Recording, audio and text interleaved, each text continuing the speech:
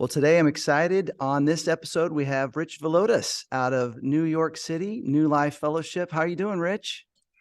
Eric, man, so good to be with you. I'm doing well. And we didn't share this before we started recording, but I remember meeting you in New York City at Columbia University very briefly for a conference where Erwin McManus and Pete Scazzaro were a part of it. And this is before I started working at New Life, actually. Oh, wow. And you gave a talk. And anyway, so I man, we remember go that. way back, man. We go way We back. do.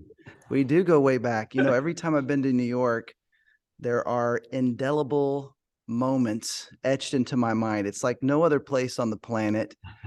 We had all these Angelinos, and then people from all over came to that event. I remember that event very clearly. It was really unique. Yeah. And I love, just watching you from afar, the way you've done such an amazing job of reaching all of, your neighbors in terms of like you're a multiracial church in a world that's trying to push towards homogeneity. Mm-hmm. Uh, I just think that, I mean, even that ethos, which I think the name of the conference, one of It the things was, yeah. one of the things I picked up from Irwin is just the importance of innovation, not for the sake of innovation, but to connect to people's hearts. And you've had to do that. We've all had to do that in this world with the pandemic and the more political division than most of us have experienced. What has been some of the guiding principles for you these last few years that might help those who are listening? Yeah, the last few years have been very difficult. And our congregation, which is known by many because of my predecessor, Pete, for diving into emotional health and having a commitment to bridging racial, cultural, economic, and gender barriers. And yet we were not untouched by the level of hostility and polarization within our community. And so I think as a leader, a few things I learned along the way, especially the last couple of years. One is that the primary task of leadership is my paying attention to my own emotional functioning. It's very easy to think about and reflect on and react to the emotionality and the anxiety and what's happening around me as a leader. What are my people in the church responding to, or how are they acting? And certain things need to be, of course, named and boundaries established. But my primary task is to figure out what's going on inside of me. What's my reaction to whatever telling me about me? What's the anxiety that I'm carrying? To what degree am I living a life of emotionality and reactivity as opposed to calm presence? So I think that's the first thing that I think I've learned. I've also learned along the last couple of years that the leadership task and the pastoral task is to anticipate cultural conflict and to offer a pastoral response to it. And what that basically means for me is I think there are ongoing fractures in our society that are not new, but reveal themselves in maybe some new ways or exacerbated. And so, whether we're talking about race, whether we're talking about political polarization, whether we're talking about sexuality, abortion, whatever, there's some big issues that have shown up over the decades in our nation. And as a leader, my job is to be thinking and reflecting on these matters so that when something emerges, I'm not responding from a place of reactivity, but from a place of thoughtfulness and prudence. And so when everything happened in 2020 and George Floyd was murdered and all the rest, I saw a lot of churches that were panicking in terms of how do we respond to all this. And for me, I saw that as like, wow, that's the church as a whole or pockets of the church was not really prepared for something like that. And so I think the leadership task is to anticipate cultural conflict and just be ready for a pastoral response. And I had to respond to so many. I wrote about 10 public documents for our church and outside our church to wade through a global pandemic, political upheaval, racial hostility. And I just realized that that is my task as a pastor and as a leader of a flock. And as God allows me to speak into the lives of other pastors around our nation. So those, I mean, just I could keep going. Those are a couple of things that come to mind, Eric. Yeah, I really love how you said that, and it's one of those things that I remember hearing this in seminary. Spurgeon, I think, said, "Hold the Bible in one hand, the newspaper in the other." And Yeah. I've always kind of liked that idea, uh, but what I think you're saying to me is even more important because I probably retweet you more than anyone else. I feel like you have given words to thoughts and feelings that I might have had, but you're also not partisan. Like you really are Jesus Mm. focused, and you're proactive, not reactive. Which I think your book, Deeply Formed Life, may be a great resource for those who want to become more responsive and not reactive. Mm. But I think the if you're saying the task of the leader is not to I mean, in essence, you're saying we can't just say, "Hey, it's all about Jesus," and I'm going to just ignore the world around me. We Yeah. actually have to help explain to folks who are definitely in the world and caught up in the world, how does Jesus speak into these experiences? Yeah. Yeah. And any beeping you hear in the background, for whatever reason, my charger has been bugging recently. So No I worries. don't, I Yeah, don't know no what's going on problem. here. Yeah, I do think to be in the world and not of it is about a life of incarnation and a life of contextualization. Mhm. And I am called to live fully in this world, recognizing that when Jesus teaches us to pray, "Your kingdom come, your will be done on earth as it is in heaven," it's language about not escapism. It's language about incarnation. May God's presence, may God's way, may the life of Christ find root in our world. And yeah, I mean, I want to be faithful to Jesus in a way that speaks to the very difficult issues that are tearing people apart and tearing our world apart. And I think that emerges out of deep reflection. I think it emerges out of prayerfulness. But most importantly, I think it emerges out of um, a prayerful commitment to interior examination. Mm. Because we can have all the principles and all the theology, but if our lives are not marked by this kind of prayerful interior examination, we're not going to model actually what we are trying to proclaim with our lives, which is really, what does it mean to be calm? What does it mean to be non-anxious? What does it mean to be fully present in ways that are not avoiding the hard conversations and difficulties, but in ways that are offering a constructive and healing approach to some of the fractures of our society. So, Mm. um, yeah, it's not easy for sure, but I think that is the leadership task, especially in our day. Well, you've written a new book, Good and Beautiful and Kind, and that might be an antidote to some of the vitriol. Talk about the message of that book, where it Yeah. comes from, some of the things we can apply from it.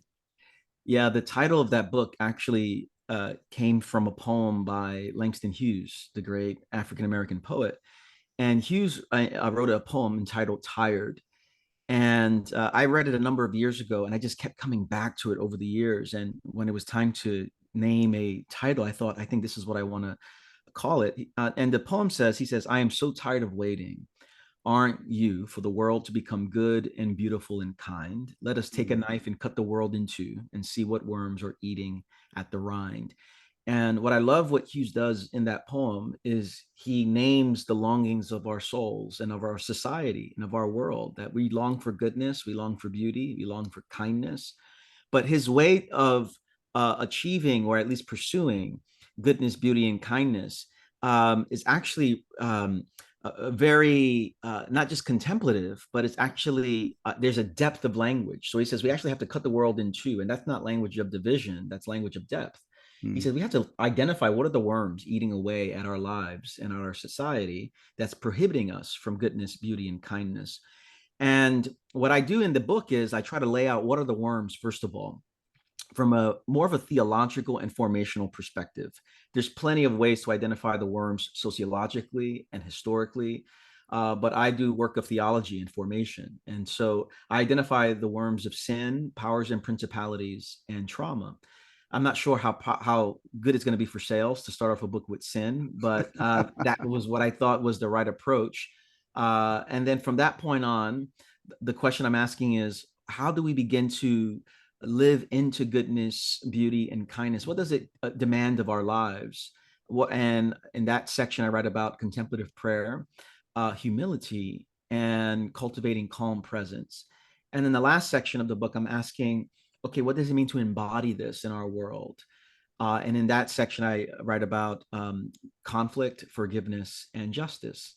And so it's a holistic treatment, uh, certainly not exhaustive, but I think it's holistic, to really get at the individual, interpersonal, and institutional realities of formation and theology that can help us live lives that are marked by beauty and goodness and kindness and wholeness. And so, yeah, it was a real treat being able to think on those things and write on it. Well, I look forward to reading it. I just, again, I think you come from such a reflective and thoughtful place, and you're on the front lines, in a place that certainly can be very difficult to reach Mm, people and disciple people. I kind of have this saying, and I mean, UT says, University of Texas says, what starts here changes the world. And there's this mm, idea, if we can reach people in very post-Christian Austin, which has about 13% of our city goes to church, mm. then we can help people elsewhere. Well, far fewer percent go to church and where you live.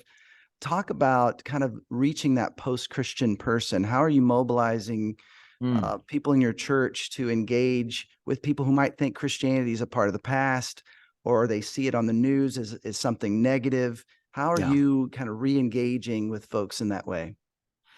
Yeah, I think my task as a pastor, and it's funny because I think in some ways, uh, my primary task is to focus on the church being what the church has, Jesus has called the church to be. And I think if we are what Jesus has called us to be, um, that will have many ripple effects into the surrounding world. And so if I can get the people, at least in my community, to reflect the life of Jesus in their prayerfulness, in their compassion, in their pursuit of justice, in their ability to be calm in a context of reactivity and polarization. If we can model something for the world around us, in our families, in our schools, in our neighborhoods, um, I think that gives us inroads in ways for the sake of reaching others who might not know Christ. And so my task as a pastor is, how do I want people to be culturally astute and aware of what's going on, but the primary motivation of my heart is, how do I get people to live a life of deep prayer? How do I get people to behold the beauty of Jesus and to allow his life and his words to actually penetrate ours, and hopefully be a conduit through which his life emerges in our world? How do I help people think theologically and robustly from the scriptures around some of the big issues of our day? And what I've discovered, there's lots of people, as you know, Eric, who are at a point of deconstructing, and they're throwing away lots of things that have been unhelpful to them.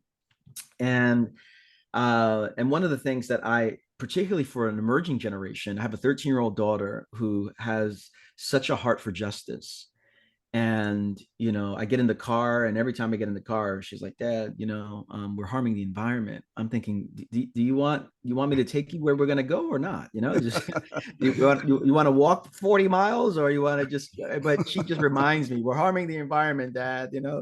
But for her, having a sense of whether it's environmental care or stewardship, or whether it's racial justice, for her, the credibility of the gospel is found in the willingness to pursue right relationships and right structures and right systems. And I have just been reminded, especially of younger generations within our church, that if they don't hear about a Jesus who cares about the making right of the world, they don't want to hear about this Jesus.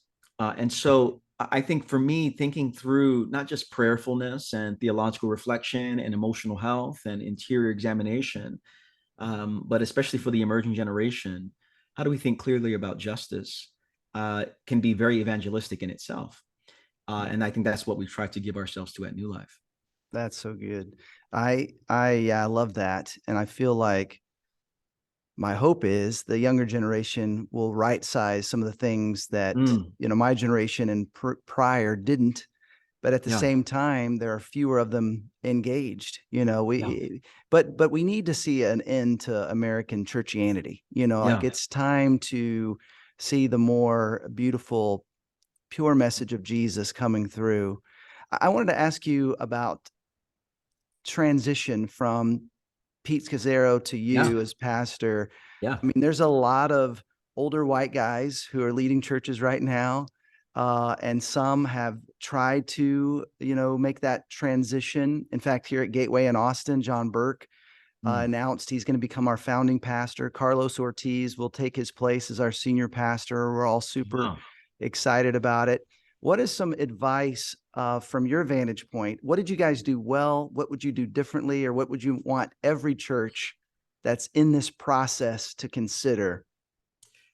Yeah, I think uh, I don't know, and I had nothing to do with the architecting of the process. So I was invited into it.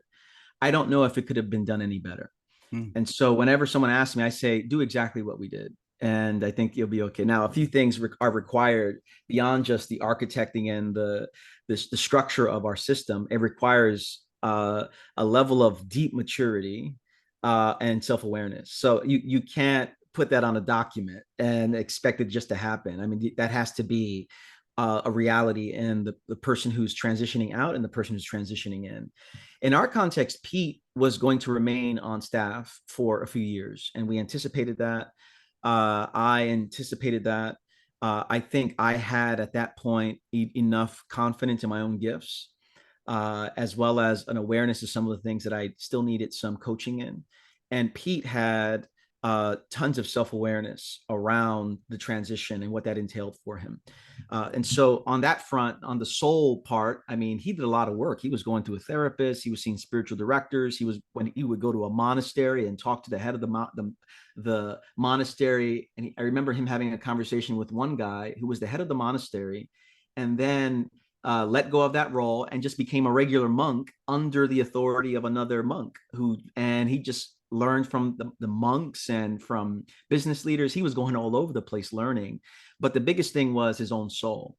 And how was he going to grow in self-awareness so that he doesn't um, meddle, so that he doesn't cross a line, the boundary. So that's the first thing. But we did bring in an outside consultant who worked with us for a number of years, and that person, we had our board engaged. We had a template of categories of who was doing what but when. So who's preaching, how many times is Pete preaching this year, and Rich preaching, how many times is staff meetings and vision and hiring and firing and things along those lines. And it was very clear in terms of who was doing what in given years. Pete and I talked a whole lot during that process, and for us it was a 4-year process. I wow. was invited into the process in year 2. By year 3, I was leading behind the scenes without any announcement before everyone, but I was leading behind the scenes. And then we announced it 15 months before the actual transition took place. And then October 6, 2013, I just passed my 9th anniversary. And so Wow. next year will be 10 years. We stepped into it. But we were clear about Pete's job description when he was going to step out of senior pastor and into founding pastor at large. Um, and I did a lot of interior work. He did a lot of interior work. We talked all the time. We invited an outside consultant. The boards were involved. And I'll tell you what, in the 9 years that I have been in this role, there were probably 2 or 3 occasions in which maybe Pete and I bumped heads a little bit because something was going in a direction and his anxiety got the best of him in a moment. But it has been amazing. So I'm happy to talk about any of the specifics, Eric. But that's kind of big picture in terms of how it worked out. 4-year process. I don't know if it could have gone any better. I literally can't think of anything. And I've been asked this question a lot to go, man, I wish we'd have done that better. I can't think of it. Well, I think that's amazing, which is part of why I asked you. You know, it was such a seamless transition. Yeah. Uh, I was curious, were there things that you did that helped the congregation? Like on the actual Yeah. day of, was there like a ceremony or something that made it feel more official? Yeah. So 15 months before when we announced it, we had a series of town hall meetings because some folks had questions. Some folks were, Pete's been their pastor for 25 years, and they're like, who's this young Puerto Rican guy coming in now? And so we had a number of town hall meetings. And I think the congregation felt really served by they were served that they heard Pete is going to be there another year and a half in that role. So it didn't feel like it was a quick transition, and the rug was taken from under them. The month before the transition, we built up to it. So we invited Gordon McDonald to come in, and Gordon has been a mentor to Pete, and he gave a talk about transitions. We had Pete's wife, Jerry, give a talk on what she's learned in 25, 26 years of leadership. Then we had Pete give a message on his 4 lessons out of 26 years. And then we had a massive party at a place in Queens where we showed videos and invited old time new lifers and packed out this place. And it was just amazing. So we really celebrated them really well. And then the following week, we had our installation service where a number of pastors were part of it that are friends of ours.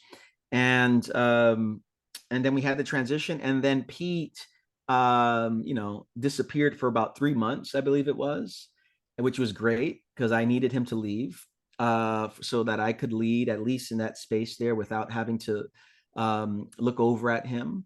And then he came back and he understood his role at that point and what was expected of him. So he was just the most amazing preceding pastor. But those were some of the things that we did to commemorate, to memorialize, to celebrate.